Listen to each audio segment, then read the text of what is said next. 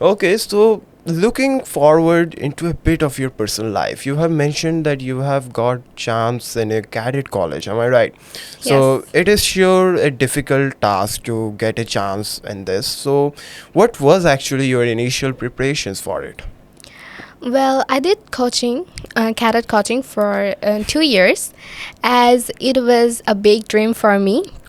And getting chance in cadet college actually feels like winning the Third World War.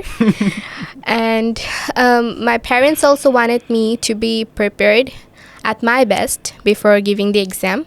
So I used to read many other things other than my class books. And I used to take general knowledge, and I used to take lectures from my teachers, and altogether, I have got the chance.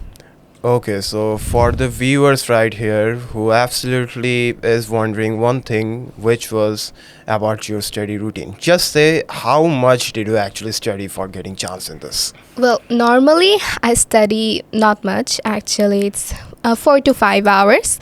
But in the last months before my admission test, it was like the whole day I'm reading, just sleeping, eating, and taking a bath. These were the three things I did.